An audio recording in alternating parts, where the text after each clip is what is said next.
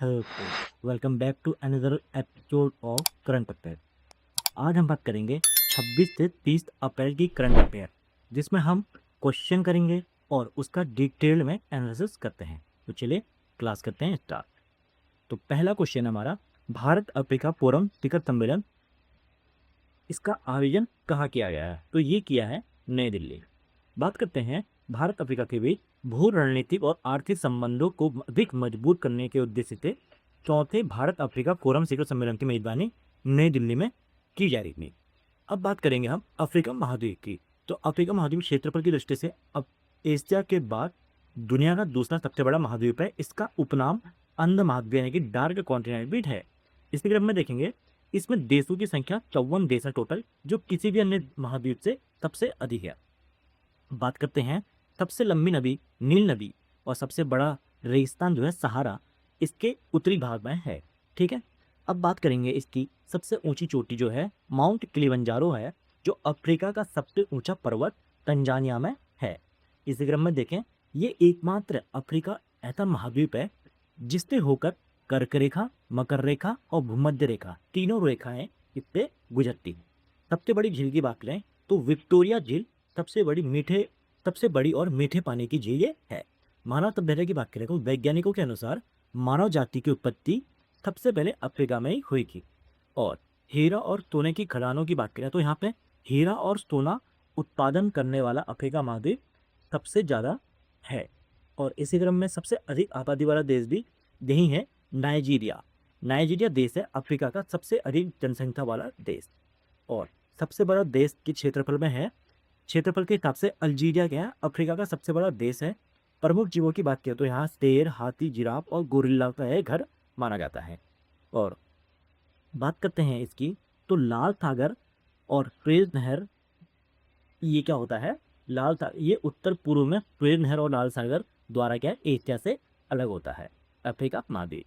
तो अब हम बात करेंगे अगले क्वेश्चन की, जो कि है यूपीएस के उम्मीदवारों को वित्तीय सहायता देने के लिए किस राज्य ने सीएम इंस्पायर स्कीम योजना शुरू की है? तो ये की है मेघालय राज्य ने। Option number B. इसमें प्रीलिम से पास करेंगे तो 50,000 की सहायता और मेन पास करने पर 1 लाख की सहायता यहाँ पे प्रदान की जाएगी। इसी क्रम में देखें, जनगणना 2027 के आधिकारिक शुभंकर यानी कि ऑफिशियल मस्कट होता है, इसका नाम क्या है? तो इसका नाम है प्रगति और विकास। बात करते हैं जनगणना 2027 के फैक्ट की, तो देश की पहली डिजिटल जनगणना है। भारत की पहली ऐसी जनगणना होगी जो कागज रह देने की पेपरलेस होगी, पूरी तरह से मोबाइल ऐप के माध्यम से। आदर्श वाक्य इसका है जन भागीदारी से जन कल्याण। और प्रस्तावित जो समय था इसका होने वाली के जनगणना 2021 में, लेकिन कोविड 2019 के कारण देरी हो गई। अब 2027 में संपन्न करने का लक्ष्य रखा गया है। अब सवालों की बात करें तो यहाँ पे 21 से 33 सवाल यहाँ पे पूछे जाएंगे और ये पहली बार है जिसमें सेल्फ एनुमरेशन यानी कि स्व गणना यहाँ पे होगी। इतिहास में पहली बार नागरिकों को पोर्टल के माध्यम से अपनी जानकारी स्वयं भरने का विकल्प यहाँ पे मिलेगा। तकनीक पोर्टल की बात करें तो इसके लिए एक विशेष जनगणना पोर्टल और मोबाइल एप्लीकेशन बनाया गया है। ब्रांड एम्बेसडर की बात करें तो प्रसिद्ध स्टैंड आर्टिस्ट हैं सुदर्शन पटनायक, ये इसके ब्रांड आर्टिस्ट हैं, ब्रांड एम्बेसडर हैं। और महत्व की बात करें तो जनगणना 2029 के परिसीमन यानी कि डिलिमिटेशन के लिए आधार ये बनने वाली है। जिसकी क्रम में बात करेंगे डिजिटल जनगणना 2027 की हाउस होल्डिंग प्रक्रिया में आम जनता की मदद हेतु कौन सा टोल फ्री हेल्पलाइन नंबर जारी किया गया है? तो ये किया है 1885 टोल फ्री नंबर। भारत की पहली पूर्ण डिजिटल गणना है, इसको सुलभ बनाने के लिए 1885 हेल्पलाइन स्थापित किया गया है। इसका उद्देश्य ये सुनिश्चित करना है कि नागरिक क्षेत्रीय भाषाओं में जनगणना की बारीकी और विवरणों को आसानी से समझ सकें और अपना डेटा इसमें सटीक रूप से दर्ज करा सकें। इसी क्रम में देखें, दल विरोधी कानून जो कि एंटी डिफेक्शन लॉ होता है, इसके तहत राज्यसभा के 7 सांसदों की आयु विदा के लिए याचिका हाल ही में किस राजनीतिक दल ने दायर की है? तो ये की है आम आदमी पार्टी ने। अब बात करेंगे दल विरोधी कानून की, तो संविधान की 10वीं अनुसूची में दल विरोधी कानून के तहत अयोग्यता यहाँ पे दायर की गई है। संवैधानिक प्रावधान क्या है इसका? यदि कोई निर्वाचित सदस्य स्वेच्छा से अपनी पार्टी के सदस्य छोड़ता है या किसी अन्य पार्टी में शामिल होता है तो वो अयोग्य हो सकता है। इसका अंतिम निर्णय संबंधित सदन का सभापति करता है। अब बात करेंगे अगले क्वेश्चन की। भारत सरकार ने बुनियादी ढांचा विकास के लिए कितने रुपए मेगा योजना को आगे बढ़ाया है? तो ये बढ़ाया है 10 लाख करोड़ की योजना। बात करेंगे तो देश की जीडीपी वृद्धि को तीव्र गति प्रदान करने के लिए सरकार ने 10 लाख करोड़ के महानिवेश की रूपरेखा तैयार की है। ये भारी भरकम फंड मुख्य रूप से तीन प्रमुख स्तंभों जो कि है रेलवे आधुनिकीकरण, राजमार्ग यानी हाईवे निर्माण और व्यापक शहरी विकास परियोजनाओं पर खर्च किया जाएगा। इसी क्रम में देखें, आधुनिक भारत के श्रम कानूनों की नींव रखने में किस प्रमुख व्यक्तित्व का योगदान सबसे अहम माना गया है, जिन पर हाल ही में शोध पत्र जारी किए गए हैं? तो ये किए हैं डॉक्टर भीमराव अंबेडकर। इसकी बात करें तो डॉक्टर अंबेडकर केवल संविधान के शिल्पी नहीं थे बल्कि श्रम अधिकारों के प्रेरणा भी थे। वायसराय की कार्यकारी परिषद के श्रम सदस्य यानी कि जो लेबर मेंबर थे, इनके रूप में कार्य करते हुए उन्होंने कार्य के घंटे जो वर्किंग हावर होते हैं उनको सीमित करने, न्यूनतम मजदूरी तय करने और श्रमिक बीमा जैसी क्रांतिकारी सुधारों की नींव यहाँ पे रखी थी। अब बात करेंगे अगले क्वेश्चन की। भारत सरकार द्वारा सॉवरेन क्लाउड प्रणाली अनिवार्य करने का मुख्य उद्देश्य क्या है? तो ये है डेटा सोवरेनिटी लेकिन डेटा संप्रभुता और विदेशी निर्भरता पर कम करना।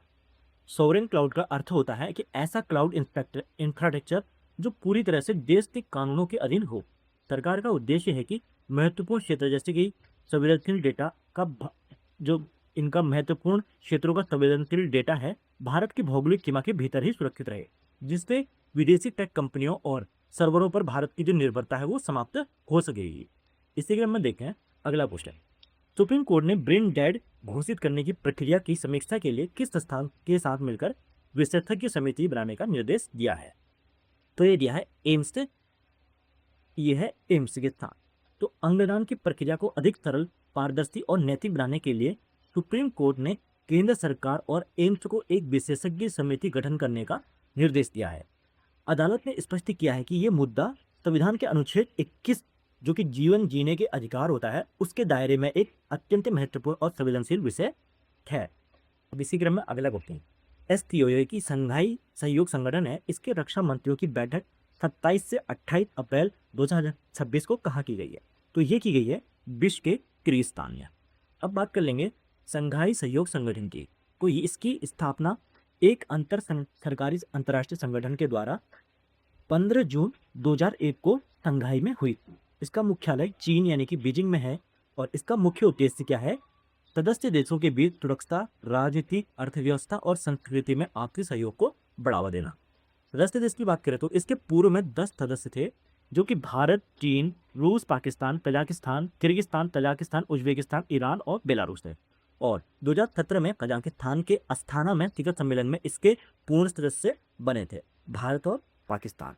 ओके, अब बात कर सकते हैं रैड जो कि एसपीओ यानी कि संघाई सहयोग संगठन का एक महत्वपूर्ण ब्रांच है क्षेत्रीय आतंकवाद विरोधी संरचना, जिसका मुख्यालय ताशकंद यानी कि उज्बेकिस्तान में है। अब इसी क्रम में देखें इसका महत्व क्या है। इस संगठन की ये संगठन जो है दुनिया की लगभग 40% आबादी और वैश्विक जीडीपी का 20% से अधिक हिस्से का प्रतिनिधित्व करती है। अब अगला क्वेश्चन हम देखेंगे तो पाकिस्तान के पहले चीफ ऑफ डिफेंस फोर्सेस के रूप में हाल ही में किसे नियुक्त किया गया है? तो ये किया है असीम मुनीर को। पाकिस्तान के सैन्य ढांचे में ऐतिहासिक बदलाव करते हुए जनरल असीम मुनीर ने मुनीर को देश का पहला चीफ ऑफ डिफेंस फोर्सेस नियुक्त किया है। ये पद भारतीय सेना के चीफ ऑफ डिफेंस स्टाफ के समकक्ष माना जाता है, जो तीनों सेनाओं के बीच समन्वय यानी कि यहाँ पे आपस में स्थापित करेगा समन्वय। इसी क्रम में देखें अगला क्वेश्चन। भारत ने हाल ही में अपने किस पड़ोसी देश के लिए 30 अरब की निकासी वित्तीय सहायता को मंजूरी दी है? तो ये दी है मालदीव देश को। बात करते हैं हिंद महासागर के क्षेत्र में चीन के बढ़ते प्रभाव के बीच भू राजनीतिक यानी कि जियोपॉलिटिकल संतुलन बनाए रखने के लिए भारत ने अपनी नेबरहुड फर्स्ट यानी कि पड़ोसी प्रथम नीति के तहत मालदीव को 30 अरब की भारी वित्तीय सहायता प्रदान करने को मंजूरी दी है। अब इसी के हम देखें अगला क्वेश्चन। कौन सा देश भारत को पीछे छोड़कर बांग्लादेश को मक्का सप्लाई करने वाला दुनिया का सबसे बड़ा देश बन गया है? तो ये बन गया है ब्राजील। बात करते हैं वैश्विक कृषि व्यापार में एक बड़ा बदलाव जो कि एग्रीकल्चर ट्रेड शिफ्ट देखने को मिला है, जिसमें ब्राजील ने अपनी उच्च उत्पादन क्षमता और प्रतिस्पर्धी कीमतों के बल पर भारतीय बाजार की हिस्सेदारी पर कब्जा कर लिया है, जिससे अब बांग्लादेश का शीर्ष मक्का आपूर्तिकर्ता यानी कि बांग्लादेश को मक्का सप्लाई करने वाला बन गया है ब्राजील। इसी क्रम में हाल ही में भारत और एशिया का पहला UNESCO chair on gender inclusion and skill development कहाँ लॉन्च किया है? तो ये किया है नई दिल्ली में। अब बात करेंगे यूनेस्को की, तो यूनेस्को के फैक्ट जान लेते हैं। इसका पूरा नाम है संयुक्त राष्ट्र शैक्षिक वैज्ञानिक एवं सांस्कृतिक संगठन, यानी कि United Nation Educational Scientific and Cultural Organisation. स्थापना इसके पूरा नवंबर 1945 को हुई थी। इसका मुख्यालय पेरिस यानी कि फ्रांस में है। और उद्देश्य की बात करें तो शिक्षा, विज्ञान, संस्कृति, संचार के माध्यम से विश्व में शांति और सुरक्षा को बढ़ावा देना है। विश्व धरोहर स्थल की बात करते हैं तो ये संगठन दुनिया भर में सांस्कृतिक और प्राकृतिक महत्व के स्थलों को विश्व धरोहर स्थल घोषित करता है। सदस्य देश की बात करें तो 194 सदस्य देश और 12 सहयोगी सदस्य इसके देश हैं। वर्तमान महानिदेशक की बात करें तो वर्तमान में इसके प्रमुख जो है आंद्रे ओजले हैं। और भारत और यूनेस्को की हम बात करें तो भारत 1946 से इसका सदस्य है और वर्तमान में भारत में कुल 42 विश्व धरोहर स्थल जैसे कि ताजमहल, अजंता की गुफाएं आदि यहाँ पे मौजूद है। इसी क्रम में देखें, अगला क्वेश्चन है, विश्व स्वास्थ्य संगठन ने पहली बार किस बीमारी के लिए नवजात शिशुओं यानी कि जो न्यूबॉर्न होते हैं उनके लिए एक विशिष्ट दवा को आधिकारिक मंजूरी दी है? तो ये है मलेरिया। बात करते हैं चिकित्सा के क्षेत्र में एक बड़ी उपलब्धि है। पहले छोटे बच्चे और नवजात तो छोटे बच्चे होते थे वयस्कों के लिए मलेरिया की दवा की कम खुराक यानी कि डोज में तोड़कर दी जाती, ठीक है, छोटी छोटी डोज होगा। अब क्या हुआ है, जो वो उस टाइम पर सुरक्षित नहीं किया। अब WHO ने विशेष रूप से नवजात बच्चों के लिए एक डिजाइन की है, मलेरिया की एक नई और सुरक्षित और अलग दवा डिजाइन की है। इसके बाद बात करेंगे अमेरिकी संसद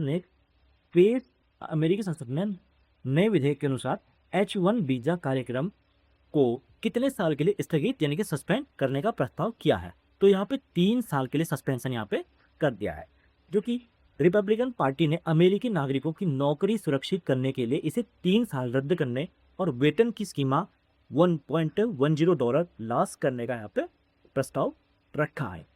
अब इसी क्रम में अगला क्वेश्चन है, परमाणु अप्रसार संधि के पक्षों का 11वां समीक्षा सम्मेलन 2026 कहाँ शुरू हुआ है? तो ये हुआ है न्यूयॉर्क में। न्यूयॉर्क में संयुक्त राष्ट्र मुख्यालय में ये सम्मेलन शुरू हुआ है। इसके अध्यक्ष वियतनाम के डोहांग वियत हैं। इसका सदस्य भारत का सदस्य नहीं है क्योंकि ये भेदभावपूर्ण है, ठीक है। तो बात कर लेते हैं परमाणु अप्रसार संधि की। इसका पूरा नाम न्यूक्लियर नॉन प्रोलिफरेशन ट्रीटी है। इसकी बात करें उद्देश्य की तो ये परमाणु हथियारों और तकनीकों के प्रसार को रोकना, परमाणु ऊर्जा के शांतिपूर्ण उपयोग को बढ़ावा देने और परमाणु निशस्त्रीकरण का लक्ष्य यहाँ पे पाना इसका उद्देश्य है। हस्ताक्षर की बात करें तो 1968 में हस्ताक्षर के लिए खोली गई थी और 1970 में लागू हो गई। प्रमुख स्तंभ की बात करें तो 3 मुख्य स्तंभ हैं इसके, अप्रसार, निरस्त्रीकरण और परमाणु ऊर्जा का शांतिपूर्ण उपयोग। परमाणु हथियार संपन्न देश की बात हम करते हैं तो संधि के तहत 1 जनवरी 1967 से पहले परमाणु हथियार बनाने वाले जो 5 देश थे, अमेरिका, रूस, ब्रिटेन, फ्रांस और चीन, इनको ही परमाणु शक्ति संपन्न माना गया था। अब भारत के रूप की बात करें तो भारत ने इस संधि पर हस्ताक्षर नहीं किए क्योंकि भारत इसे भेदभावपूर्ण मानता है। ये चुनिंदा देशों को हथियार रखने की अनुमति देती है और बाकियों पर प्रतिबंध लगाती है। इस वजह से भारत इस पे हस्ताक्षर नहीं किए। और अन्य गैर हस्ताक्षरकर्ता की बात करें तो भारत के अलावा पाकिस्तान, इजराइल, दक्षिण सूडान, उत्तर कोरिया जो कि बाद में बाहर हो गया, इस संधि का हिस्सा नहीं है। निगरानी की बात करें तो अंतर्राष्ट्रीय परमाणु ऊर्जा एजेंसी इस संधि के अनुपालन की निगरानी करती है ताकि ये सुनिश्चित हो सके कि परमाणु तकनीक का उपयोग सैन्य उद्देश्यों के लिए नहीं हो रहा है। इसी क्रम में देखें अगला क्वेश्चन, हाल ही में चौथा क्लीनेक्स 2026 नामक गोताखोरी डाइविंग अभ्यास भारत और किस देश के बीच हुआ है? तो ये हुआ है श्रीलंका के बीच। भारत और श्रीलंका के बीच चौथा गोताखोरी संस्करण भारत और श्रीलंका के बीच हुआ है। इसी क्रम में देखते हैं अगला क्वेश्चन है, पाकिस्तान ने हाल ही में किस नई क्रूज मिसाइल का सफल परीक्षण यहाँ पे किया है? तो ये किया है तैमूर का। पाकिस्तान ने तैमूर क्रूज मिसाइल का परीक्षण किया है। इसी क्रम में अगला क्वेश्चन है, रिलायंस एंटरप्राइजेज इंटेलिजेंस ने अपना CEO के नियुक्त किया, तो ये किया है परमिंदर सिंह को। अगला क्वेश्चन है, वित्तीय समावेशन के लिए पेमेंट स्मॉल फाइनेंस बैंकों की स्थापना किस समिति की सिफारिश पर की गई है? तो ये की है नचिकेत मोर समिति के सिफारिश पे। पेटीएम पेमेंट बैंक जैसी संस्था स्थापना का आधार क्या है? नचिकेत मोर वित्तीय समिति की रिपोर्ट है।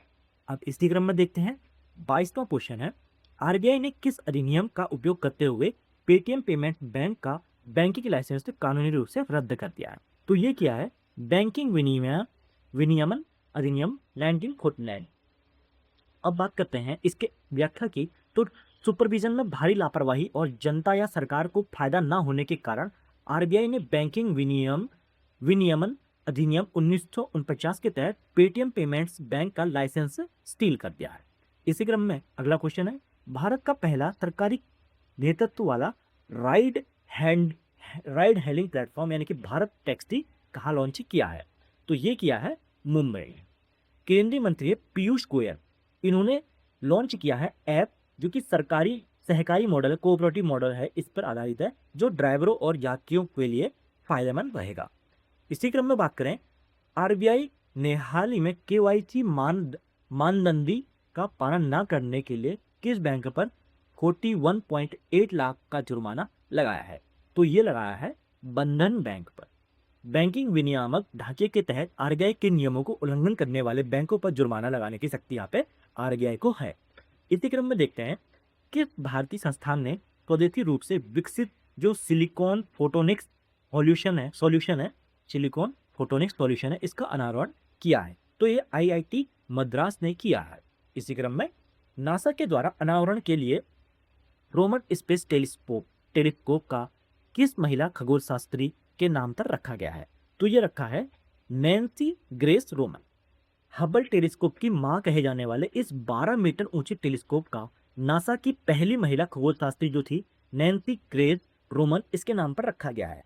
और ये जो टेलीस्कोप है ये डार्क मैटर की जांच करेगा। इसी क्रम में देखें, चीन के तकला मैदान मरुस्थल में गिरे एक चंद्र उल्का पिंड है जो कि लूनार मेटेरोइड है, इससे कौन सा 11वां एलियन खनिज यहाँ पे खोजा गया है, यानी कि एलियन मिनरल? तो ये खोजा गया है सीरियम मैग्नीशियम चेनसाइट। तो यहाँ पे अंतरिक्ष की दौड़ यानी कि जो भी है, तो इसमें मील का पत्थर साबित करते हुए चीन ने इस दुर्लभ खनिज की यहाँ पे खोज की है, क्योंकि ये जो गिरा है ये चीन के ही क्षेत्र जो कि तकला मैदान है वहाँ पे ये गिरा है मेट्रोइड। तो इसके बाद बात करें लूपेक्स चंद्रयान जो कि मिशन चंद्रयान 5 मिशन है, इसके किन दो अंतरिक्ष एजेंसियों का यहाँ पे संयुक्त प्रयास है? तो ये लूपेक्स जो है इसरो और जाक्सा, इसका संयुक्त अंतरिक्ष मिशन ये है। जो जाक्सा है जापान का है। अब बात करेंगे, अगला क्वेश्चन है, भारत का सबसे आधुनिक रोबोटिक ऑर्थोपेडिक सिस्टम हाल ही में कहाँ स्थापित किया गया है? तो ये किया है दिल्ली कैंट के अस्पताल में। यह सिस्टम हड्डियों की जटिल सर्जरी में सटीकता लाने और स्वास्थ्य क्षेत्र में तकनीकी उन्नति का प्रतीक देखा जा सकता है। इसी क्रम में देखेंगे तो यहाँ पे global report on food crisis 2026 के अनुसार किस देश में सबसे ज्यादा लोग खाद्य असुरक्षा का सामना यहाँ पे कर रहे हैं? तो ये कर रहे हैं नाइजीरिया पे। ठीक है, रिपोर्ट के मुताबिक दुनिया भर में 28.2 करोड़ लोग प्रभावित हैं, जिसमें सबसे ज्यादा हालत नाइजीरिया में खराब। इसी क्रम में देखेंगे अगला क्वेश्चन, हाल ही में आई रिपोर्ट के मुताबिक, अगला क्वेश्चन है, हाल ही में आई रिपोर्ट के मुताबिक लैंडफिल जो कि कचरे के ढेर से होने वाले वैश्विक मीथेन उत्सर्जन के टॉप 25 शहरों में भारत के कौन से दो शहर शामिल हैं? तो ये हैं मुंबई और सिकंदराबाद। कचरे के पहाड़ जो कि यहाँ पे ढेर लगा रहता है, इससे मीथेन निकलने के मामले में मुंबई और सिकंदराबाद टॉप 25 वैश्विक शहरों में शामिल हो गए। इसी क्रम में देखें, भविष्य की औद्योगिक योजना जो कि फ्यूचर इंडस्ट्रियल प्लानिंग है, इसके हिस्से के रूप में उत्तर प्रदेश के किस शहर में लिथियम बैटरी रिसाइकलिंग प्लांट यहाँ पे खुला गया है? तो ये है सिकंदराबाद में।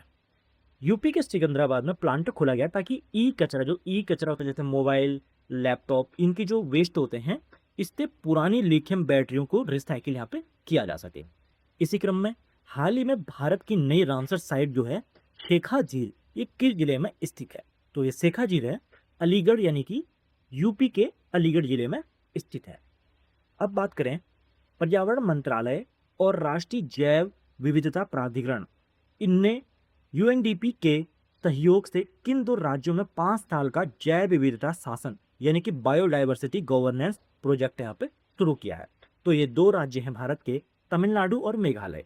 जैव विविधता यानी कि बायोडाइवर्सिटी को मजबूत करने के लिए ये प्रोजेक्ट यहाँ पे स्थापित किया गया है। अब बात करें भारत के दुर्लभ पृथ्वी खनिज कॉरिडोर और रेयर अर्थ मिनरल कॉरिडोर, इनमें से कौन सा राज्य शामिल यहाँ पे नहीं है? तो यहाँ पे कर्नाटक यहाँ पे शामिल नहीं है। बाकी ओडिशा, तमिलनाडु और केरल, ये 4 और इसके अलावा आंध्र प्रदेश, ये 4 राज्य ऐसे हैं जो कि रेयर अर्थ मिनरल कॉरिडोर में शामिल है। इसी क्रम में देखें कर्नाटक की बात हम कर लेते हैं। तो यहाँ पे राज्य प्रतीक है इसका जो राज के प्रतीक है, राज की पशु जिसमें हाथी है, राज की पक्षी नीलकंठ और राज की फूल यहाँ पे कमल देखने को मिलता है। यूनेस्को की बात करें तो यूनेस्को स्थल यहाँ पे हम्पी जो कि विजयनगर में है, पट्टदकल के स्मारक और हाल ही में जो शामिल हुए हैं होयसला मंदिर जो कि वेलूर, हलेबीडु और सोमनाथपुरा में विश्व धरोहर सूची में यहाँ पे शामिल किए गए हैं। प्रसिद्ध उत्पाद की हम बात करें तो कर्नाटक में कॉफी का उत्पादन सबसे अधिक होता है और मैसूर में सिल्क व चंदन के लिए विश्व प्रसिद्ध है। भौगोलिक विशेषता की बात करें तो कुंद्रेमुख और मुल्लायनगिरी ने यहाँ पे पर्वत चोटियां हैं जो पश्चिमी घाट का हिस्सा है। नदी विवाद की बात करें तो कर्नाटक और तमिलनाडु के बीच कावेरी नदी जल विवाद है जो कि ऐतिहासिक और प्रमुख मुद्दा यहाँ पे बना रहता है। करंट अफेयर्स की बात करें यहाँ पे तो डिजिटल जनगणना जो कि 2026-27 में होनी है, चल रही है, तो इसमें कर्नाटक क्या है ना, भारत की पहली डिजिटल जनगणना का प्रारंभिक चरण यहीं से शुरू किया है। और बजट की बात करें तो 4.48 लाख करोड़ का बुनियादी ढांचा केंद्रीय बजट यहाँ पे पेश किया गया था मुख्यमंत्री सिद्धारमैया द्वारा। बेंगलुरु स्काई डेक की बात करें तो भारत की सबसे ऊंचे स्काई डेक के लिए कैंपागोड़ा लेआउट का यहाँ पे चयन हुआ है।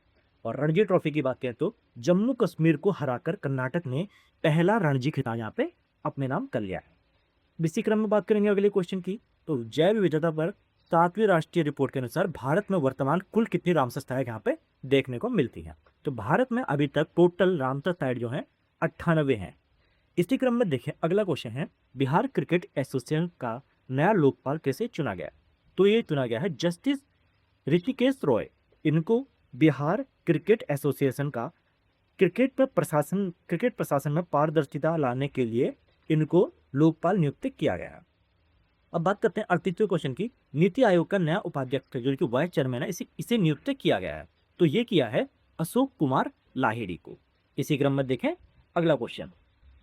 इसी क्रम में देखें तो यहाँ पर नीति आयोग की हम बात कर लेते हैं। तो स्थापना की 1 जनवरी 2015 को योजना आयोग जो प्लानिंग कमीशन था इसके स्थान पर यहाँ पे की गई थी। मुख्यालय की बात करें तो यहाँ पर नई दिल्ली में इसका मुख्यालय होता है। सिद्धांत की बात करें तो ये संस्थान क्या है, सहकारी संघवाद यानी कि कोऑपरेटिव फेडरलिज्म की सिद्धांत पर आधारित है। इसका जो दृष्टिकोण है वो बॉटम टू अप अप्रोच पर काम करती है, जबकि जो योजना है ये प्लानिंग कमीशन थी वो टॉप टू डाउन यहाँ पे मॉडल पर आधारित था। भूमिका की है जो भारत सरकार का थिंक टैंक इसको कहा जाता है जो रणनीतिक और तकनीकी सलाह यहाँ पे देता है। प्रमुख सूचकांक की बात करें तो एसडीजी जो होते हैं sustainable development goal, India index से निर्यात तैयारी सूचकांक और नवाचार सूचकांक जैसे महत्वपूर्ण डेटा है जारी करता है। और जो इसका लक्ष्य है वो विकसित भारत 2047 तक के विजन को साकार करने के लिए दीर्घकालिक नीतियां बनाना इसका लक्ष्य है। विशेष कार्य की बात करें तो राज्यों के बीच स्वस्थ प्रतिस्पर्धा यानी कि अच्छी कंपटीशन को बढ़ावा देने के लिए यहाँ पे ये जोर देता है। इसी क्रम में बात करें अगले क्वेश्चन की तो भौतिक यानी कि फिजिक्स में मैग्नेटिक मूवमेंट पर शोध के लिए ऑस्कर ऑफ साइंस से सम्मानित किसे किया गया है? तो ये किया है प्रोफेसर अतनु नाथ को। असम के प्रोफेसर हैं अतनु नाथ। इनको भौतिकी में उनके योगदान के लिए breakthrough prize in fundamental physics से मिला है। इसी क्रम में भारत की पहली बुलेट ट्रेन B28 2027 में किन स्टेशनों के बीच सबसे पहले चलाई जाएगी? अब ये चलाई जाएगी सूरत से वापी तक। वापी महाराष्ट्र यानी कि मुंबई में एक जगह है, तो ये अहमदाबाद के मुंबई रोड के हिस्से में सूरत से वापी यानी कि 97 किलोमीटर पर 2027 में बुलेट ट्रेन जो कि B28 चलाई जाएगी, जिसकी स्पीड मानते हैं ये 280 किलोमीटर प्रति घंटा होने वाली है। इसी क्रम में देखें तो रेल मंत्री अश्विनी वैष्णव की बेंगलोर में किस नाम से बुलेट ट्रेन निर्माण संयंत्र उसका उद्घाटन किया है? तो ये किया है आदित्य नामक मैन्युफैक्चरिंग प्लांट का उद्घाटन यहाँ पे किया है। इसी क्रम में बात करें, the curious and classified unearthing military myth and mysterious, इस पुस्तक के लेखक कौन है?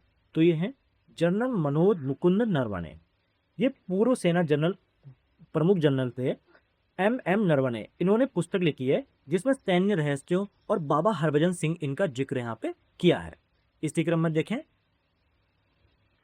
अप्रैल के महत्वपूर्ण दिवस जो कि हमने 1 से 10 अप्रैल तक हमने देख लिए थे, 1 से 11 से 17 और 18 से 25 तक हमने कंप्लीट कर दिए थे। और आज हम बात करेंगे 26 से 30 अप्रैल तक के महत्वपूर्ण दिवस और थीम्स की। जिसमें 26 अप्रैल की बात करें तो यहाँ पे विश्व बौद्धिक संपदा दिवस यानी कि वर्ल्ड इंटेलेक्चुअल प्रॉपर्टी डे यहाँ पे मनाया जाता है। थीम है 2026 की IP and sports ready set innovate. बात करते हैं 26 अप्रैल को एक दिवस और मनाया जाता है जो कि इंटरनेशनल चेरनोबिल आपदा संस्मरण दिवस। बात करते हैं इसका उद्देश्य क्या है इस दिवस का मनाने का, तो 1986 में परमाणु आपदा के परिणामों और परमाणु ऊर्जा की सुरक्षा के बारे में जागरूकता बढ़ाना है इस दिवस का उद्देश्य है। 28 अप्रैल की बात करते हैं तो यहाँ पे कार्यस्थल पर सुरक्षा और स्वास्थ्य के लिए विश्व दिवस यहाँ पे मनाया जाता है। और इस वर्ष की थीम है let's ensure a healthy physical psychological working environment. अब बात करेंगे 29 अप्रैल को अंतर्राष्ट्रीय नृत्य दिवस यानी कि इंटरनेशनल डांस डे मनाया जाता है। उद्देश्य इसका है नृत्य के वैश्विक महत्व को बढ़ावा देना, विभिन्न संस्कृतियों के कला रूपों का जश्न यहाँ पे मनाना है। इसी क्रम में देखें 29 अप्रैल को एक दिवस और मनाया जाता है जो कि है भूकंप पीड़ितों की स्मृति में अंतर्राष्ट्रीय दिवस। तो इसका महत्व है ये दिन भूकंप जैसी प्राकृतिक आपदाओं में जान गंवाने वालों की याद में और आपदा प्रबंधन की तैयारी के लिए मनाया जाता है। और 30 अप्रैल की हम बात करते हैं तो अंतर्राष्ट्रीय जैज दिवस यहाँ पे मनाया जाता है। जैज दिवस ये जज दिवस नहीं है, जैज है। ये इसकी थीम है जो म्यूजिक मूव्स द बोथ, संगीत लक्ष्यों को गति देता है। अब बात करें 30 अप्रैल को एक दिवस और मनाया जाता है आयुष्मान भारत दिवस। इसका उद्देश्य क्या है, भारत सरकार की प्रमुख स्वास्थ्य योजना जो है जैसे कि आयुष्मान भारत, इसके बारे में जागरूकता फैलाना, स्वास्थ्य सुविधाओं को बढ़ावा देना। तो ये तो हो गए अप्रैल के महत्वपूर्ण दिवस। अब बात करेंगे क्वेश्चन ऑफ द डे की। तो हमने लास्ट वीडियो में पूछा था पद्म पुरस्कारों की पात्रता के संबंध में निम्नलिखित में से कौन सा कथन सही है। तो यहाँ पे इसका आंसर है ऑप्शन नंबर 3। सरकारी कर्मचारी यानी जैसे कि डॉक्टर और वैज्ञानिकों को छोड़कर अपनी सेवा के दौरान इस पुरस्कार के पात्र यहाँ पे नहीं होते हैं। और आज का क्वेश्चन है अप्रैल माह में मनाए जाने वाले विभिन्न दिवसों के संदर्भ में निम्नलिखित कथन पे विचार करना है। तो पहला है कथन राष्ट्रीय समुद्री दिवस जो कि अप्रैल 5 को मनाया जाता है, विश्व स्वास्थ्य दिवस अप्रैल 7 को मनाया जाता है, विश्व पृथ्वी दिवस 22 अप्रैल को और राष्ट्रीय पंचायत राज दिवस 24 अप्रैल को मनाया जाता है। तो यहाँ पे 4 ऑप्शन है, आपको कमेंट में बताना है कि कौन सा ऑप्शन यहाँ पे सही है। अब मिलेंगे हम अगली क्लास में अगले करंट अफेयर के साथ, तब तक के लिए थैंक यू।